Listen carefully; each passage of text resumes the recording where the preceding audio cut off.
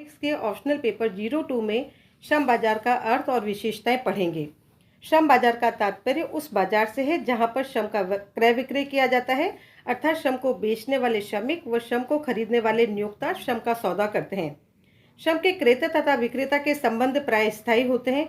क्रेता विक्रेता जो कि श्रम का सौदा करते हैं, व्यक्तिगत तत्वों से काफ़ी प्रभावित होते हैं। श्रम बाजार में श्रमिक की कुशलता एवं उनके व्यवहार आदि का भी अध्ययन किया जाता है। विभिन्न श्रम अर्थशास्त्रियों ने श्रम बाजार की भिन्न भिन्न परिभाषाएं दी हैं। ये परिभाषाएं उनके दृष्टिकोणों और श्रम समस्याओं के विश्लेषण के तरीकों को स्पष्ट करती हैं। प्रोफेसर ब्लूम और एवं नॉर्थअप ने अपनी पुस्तक इकोनॉमिक्स ऑफ लेबर रिलेशन में श्रम बाजार की परिभाषा इस प्रकार दी है।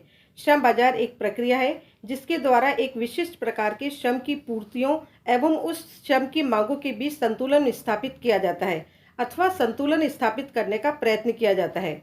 उनके अनुसार श्रम बाजार एक क्षेत्र है जिनमें ये प्रक्रिया होती है। श्रम बाजार एक भौगोलिक क्षेत्र है जिसमें एक विशिष्ट प्रकार के श्रमिक तथा नियोक्ता सेवाओं को बेचते तथा खरीदते हैं। वस्तु बाजार की भांति श्रम बाजार में भी श्रम के विक्रेता एवं क्रेता मिलते हैं तथा उस मजदूरी दर के लिए मोलभाव करते हैं जिस पर श्रम की बिक्री होती है। श्रम बाजार की समस्याओं व वस्तु बाजार की समस्याओं में कुछ सीमा तक समरूपता पाई जाती है, क्योंकि दोनों ही प्रकार के बाजारों में मांग पूर्ति, कीमत एवं साम्य की परिस्थितियों का अध्ययन किया जाता है।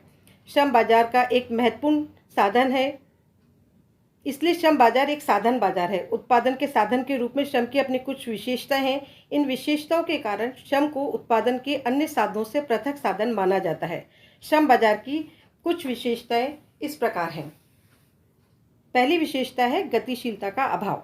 श्रम बाजार की महत्वपूर्ण विशेषता यह है कि इसमें गतिशीलता का अभाव पाया जाता है। श्रमिक उतनी आसानी व सुविधा से एक स्थान से दूसरे स्थान को नहीं आ जा सकते जितनी आसानी व सुविधा से वस्तुएं एक स्थान से दूसरे स्थान को भेजी अथवा मंगाई जा सकती हैं। इसके अनेक कारण हो सकते हैं, जैसे दूर जाने पर भाषा की समस्या का आना, आवास की कठिनाइयों का होना, रीति रिवाज एवं रहन सहन के तरीकों में अंतर का होना, खान पान में अंतर होना आदि। श्रमिक की अनभिज्ञता, अशिक्षा एवं धर्म आदि भी श्रम की गतिशीलता में बाधक होते हैं और श्रम की गतिशीलता को कम करते हैं। इसके परिणाम स्वरूप श्रम बाजार में मजदूरी दरों में भिन्नता पाई जाती है तथा एक ही प्रकार के श्रम को समरूप कार्य के लिए विभिन्न दरों से मजदूरी दी जाती है। श्रम बाजार की दूसरी विशेषता है क्रेता एकाधिकार। क्रेता एकाधिकार का तात्पर्य किसी वस्तु की खरीद पर एक क्रेता का नियंत्रण एवं एकाधिकार होने से है। श्रम बाजार में क्रेता एकाधिकार की स्थिति श्रमिकों में रोजगार प्राप्त करने के लिए प्रतियोगिता व नियोक्ताओं में श्रमिकों को रोजगार पर लगाने की प्रतियोगिता पर निर्भर करती है। श्रमिकों को रोजगार पर लगाने के लिए प्रतियोगिता तभी होती है जब श्रमिकों की मांग की अपेक्षा पूर्ति कम हो, परंतु वस्तु स्थिति यह है कि श्रम बाजार में नियोक्ताओं में प्रतियोगिता बहुत कम पाई जाती है, क्योंकि श्रम की खरीद थोड़े से नियोक्ताओं के हाथों में केंद्रित होती है। इसलिए ये नियोक्ता आपस में मिलकर एक आम मजदूरी की दर निश्चित कर लेते हैं। श्रमिक आर्थिक दृष्टि से कमजोर होते हैं एवं संख्या में भी ज़्यादा होते हैं, इसलिए वे परस्पर मिलकर शक्तिशाली संगठन बनाने में असमर्थ होते हैं। आमतौर पर नियोक्ताओं के शक्तिशाली होने के कारण श्रम बाजार में क्रेता एकाधिकार की स्थिति पाई जाती है तथा श्रमिकों का शोषण होता है। श्रम बाजार की तीसरी विशेषता है श्रम बाजार का स्थानीय होना। श्रम बाजार प्राय स्थानीय होते हैं क्योंकि श्रम बाजारों में श्रम की पूर्ति आमतौर से आसपास के क्षेत्रों से ही होती है। श्रम बाजार में श्रम के क्रेता व विक्रेताओं में संपर्क का होना आवश्यक होता है, जिससे वे एक विशिष्ट प्रकार के श्रमिकों के लिए आपसी बातचीत के माध्यम व मोलभाव के द्वारा मजदूरी निर्धारित करते हैं।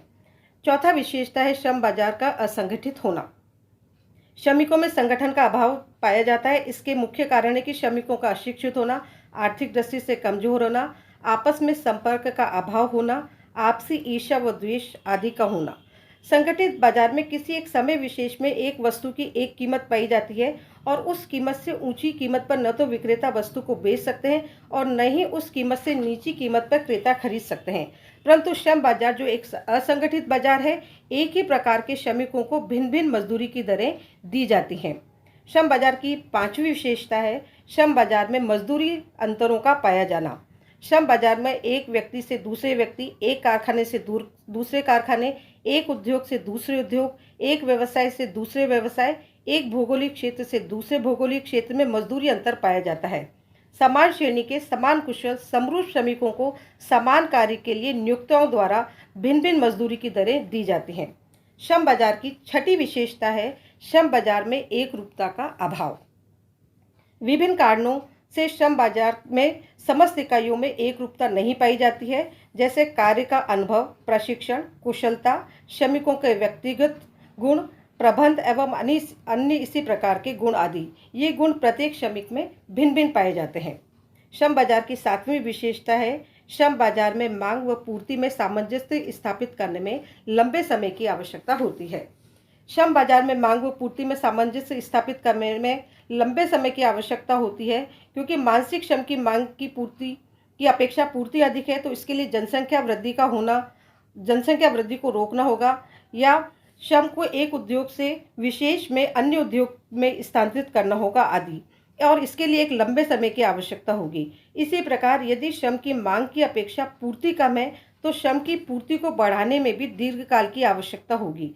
श्रम की पूर्ति को 3 प्रकार से बढ़ाया जा सकता है: जनसंख्या वृद्धि से, श्रम की कार्यकुशलता को बढ़ाकर तथा अन्य उद्योगों से एक उद्योग विशेष की ओर श्रमिकों को स्थानांतरित करके।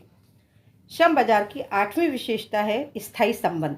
किसी वस्तु में के बाजार के विपरीत एक श्रम बाजार में क्रेता और विक्रेता के बीच संबंध एक आकस्मिक श्रम बाजार को छोड़कर अस्थायी नहीं होते हैं और उसके लिए कुछ समय तक बने रहने की आशा की जाती है। फलस्वरूप एक वस्तु बाजार में जिन व्यक्तिगत बातों को छोड़ा जा सकता है, एक श्रम बाजार में वो खास महत्व रखती हैं। श्रम बाजार की 9वीं विशेषता है श्रमिकों के साथ न्याय नहीं। विश्व के अधिकांश श्रम बाजारों में सेवायोजकों एवं श्रमिकों के मध्य उद्योग के लाभ के विभाजन के संबंध में श्रमिकों के साथ न्याय नहीं होता है। इसका उल्लेखनीय अपवाद केवल अत्यधिक निपुण श्रमिकों के लिए अल्पसंख्यक बाजारों में पाया जा सकता है। Thank you.